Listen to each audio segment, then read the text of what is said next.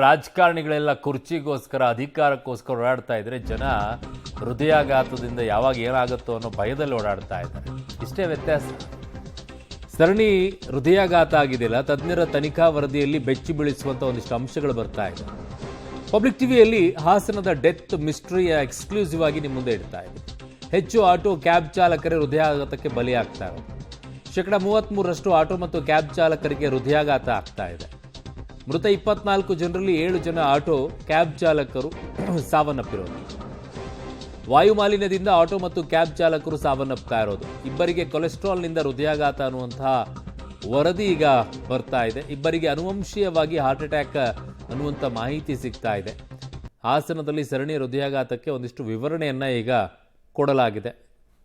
So ಹಾಸನದಲ್ಲಿ ಸರಣಿ ಹೃದಯಾಘಾತ ಯಾಕೆ ಆಗ್ತಾ ಇದೆ ನೋಡಿ. ಆಟೋ ಚಾಲಕರು, ಕ್ಯಾಬ್ ಡ್ರೈವರ್ಸ್ಗಳು ಯಾಕೆ ಆ ಥರ ಆಗ್ತಾ ಇದೆ, ಕೊಲೆಸ್ಟ್ರಾಲ್ ಜಾಸ್ತಿ ಆಗ್ತಾ ಇದೆ ಅನ್ನೋದಕ್ಕೆ ಕಾರಣನೂ ಇದನ್ನ ಸಿಂಪಲ್ ಅನ್ಸಿದ್ರು ನಿಮಗೆ ಅದು ಅರ್ಥ ಆಗ್ಬಹುದು. ತಜ್ಞರ ತನಿಖಾ ವರದಿಯಲ್ಲಿ ಈಗ ಒಂದಿಷ್ಟು ಗೊತ್ತಾಗ್ತಾ ಇದೆ. ಪಬ್ಲಿಕ್ ಟಿವಿಯಲ್ಲಿ ಹಾಸನ ಡೆತ್ ಮಿಸ್ಟ್ರಿ ಎಕ್ಸ್ಕ್ಲೂಸಿವ್ ಆಗಿ ನಿಮ್ಮ ಮುಂದೆ ಇಡ್ತಾ ಇದ್ದೀವಿ. ಈಗ ಹೆಚ್ಚು ಆಟೋ ಮತ್ತು ಕ್ಯಾಬ್ ಚಾಲಕರು ಹೃದಯಾಘಾತಕ್ಕೆ ಬಲಿ ಆಗ್ತಾ ಇರೋದು. ಕಾರಣವರೆಲ್ಲ ಆಚೆ ಊಟ ಮಾಡ್ತಾರೆ. 33% ಆಟೋ ಮತ್ತು ಕ್ಯಾಬ್ ಚಾಲಕರಿಗೆ ಹೃದಯಾಘಾತ ಆಗ್ತಾ ಇರೋದು. ಆಚೆ ಹೊರಗಡೆ ತಿಂತಾರವರೆಲ್ಲ. ಮೃತ 24 ಜನರಲ್ಲಿ 7 ಜನ ಆಟೋ ಮತ್ತು ಕ್ಯಾಬ್ ಚಾಲಕರೇ ಸಾವನ್ನಪ್ಪಿದ್ದಾರೆ.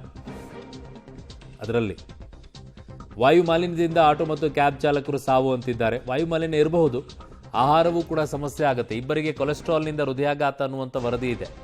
ಯಾಕೆ? ಹೊರಗಡೆಗೆ ಊಟ ಮಾಡಬೇಕಾದ್ರೆ ಒಂದು ಅನ್ನ ಸಾಂಬಾರು ತೊಗೊಂಡ್ರೆ ಅದರ ಜೊತೆಗೆ 2 ಬಜ್ಜಿ ಇಟ್ಕೊಡ್ತಾರೆ. ಬೆಳಗ್ಗೆ ಮಧ್ಯಾಹ್ನ ಸಂಜೆ ನಿಮಗೆ ಬಜ್ಜಿ ಜೊತೆಗೆ ಅನ್ನ ಸಾಂಬಾರು ತಿನ್ಕೊಂಡು ಕೂತ್ಕೊಂಡ್ರೆ ಏನಾಗುತ್ತೆ ನಿಮಗೆ?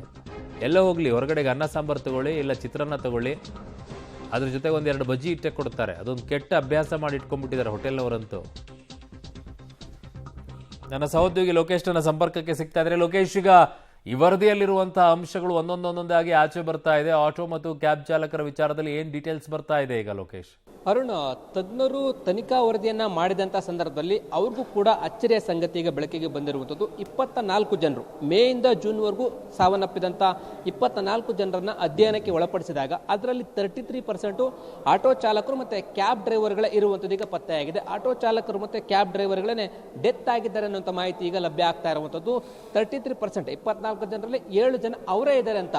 ಮಾಲಿನ್ಯದಿಂದ ಇರ್ಬೋದು ಅಥವಾ ಹೊರಗಡೆ ಊಟ ಮಾಡೋದ್ರಿಂದ ಇರ್ಬೋದು, ಕೊಲೆಸ್ಟ್ರಾಲ್ ಆಗಿ ಜೊತೆಗೆ ಅನುವಂಶೀಯವಾಗಿ ಕೂಡ ಈ 7 ಜನ ಆಟೋ ಮತ್ತು ಡ್ರೈವರ್ ಚಾಲಕನ ಹೊರತುಪಡಿಸಿ ಕೊಲೆಸ್ಟ್ರಾಲ್ ಆಗಿ 2 ಡೆತ್ ಆಗಿರುವಂಥದ್ದು ಮತ್ತು ಅನುವಂಶೀಯ ಕಾಯಿಲೆಯಿಂದಾಗಿ 2 ಡೆತ್ ಆಗಿದ್ದಾರೆ ಅನ್ನುವಂಥದ್ದು ಈಗ ವರದಿಯಲ್ಲಿ ಬರ್ತಾ ಇರುವಂಥದ್ದು. ಆತಂಕ ಪಡಿಸುವಂಥದ್ದು ವಿಚಾರ ಅಂತಂದ್ರೆ ಆಟೋ ಡ್ರೈವರ್ ಮತ್ತೆ ಕ್ಯಾಬ್ ಡ್ರೈವರ್ಗಳಲ್ಲಿ ಡೆತ್ ಆಗಿರುವಂಥದ್ದು ಈಗ ಅಚ್ಚರಿಯ ಸಂಗತಿ, ಜೊತೆಗೆ ಆತಂಕನ ವ್ಯಕ್ತಪಡಿಸ್ತಾ ಇರುವಂಥದ್ದು. ಆಟೋ ಡ್ರೈವರ್ಗಳು ಮತ್ತೆ ಕ್ಯಾಬ್ ಡ್ರೈವರ್ಗಳು ಕೂಡ ಎಚ್ಚರಿಕೆಯನ್ನು ವಹಿಸಬೇಕಾಗತ್ತೆ. ತಾವು ವಾಯು ಮಾಲಿನ್ಯ ಆಗ್ತಾ ಇರೋದ್ರ ಜೊತೆಗೆ ಹೊರಗಡೆ ಊಟ ಮಾಡೋದ್ರಿಂದಾಗಿ ಈ ರೀತಿ ಸಮಸ್ಯೆ ಆಗಿ ಆರ್ಟಿಗೆ ಸಮಸ್ಯೆ ಆಗಿ ಹೃದಯಾಘಾತಗಳು ಆಗಿ ಸಾವನ್ನಪ್ತಾ ಇರುವಂಥದ್ದು. ಹಾಗಾಗಿ ಹೊರಗಡೆ ಊಟ ಮಾಡೋದ್ರಾಗ ಆಗಲಿ ಅಥವಾ ತಾವು ರಸ್ತೆಯಲ್ಲಿ ಓಡಾಡ್ತಾ ಇರಬೇಕಾದ್ರೆ ಮಾಲಿನ್ಯತೆಯಿಂದಾಗಿ ಸಮಸ್ಯೆಗಳು ಆಗ್ತಾ ಇದಾವೆ. ಎಚ್ಚರಿಕೆಯನ್ನು ವಹಿಸಬೇಕಾಗತ್ತೆ. ಅವರ ಒಂದು ದಿನಚರಿಯಲ್ಲಿ ಆರೋಗ್ಯ ಬಗ್ಗೆ ಎಚ್ಚರಿಕೆಯನ್ನು ವಹಿಸಬೇಕು. ಇಲ್ಲದೆ ಇದ್ರೆ ಇದೇ ರೀತಿಯಲ್ಲಿ ಆತಂಕ ಆಗುವಂಥದ್ದು, ಜೊತೆಗೆ ಹೃದಯಾಘಾತಗಳಿಗೆ ಎಡೆ ಮಾಡಿಕೊಡುತ್ತೆ ಅನ್ನುವಂಥದ್ದು ತಜ್ಞರು ವರದಿಯಲ್ಲಿ ಹೇಳ್ತಾ ಇರುವಂಥದ್ದು. ಅರುಣ್, ಓಕೆ ಲೋಕೇಶ್, ನಿಮ್ಮೆಲ್ಲ ಮಾಹಿತಿಗೆ ಧನ್ಯವಾದಗಳು.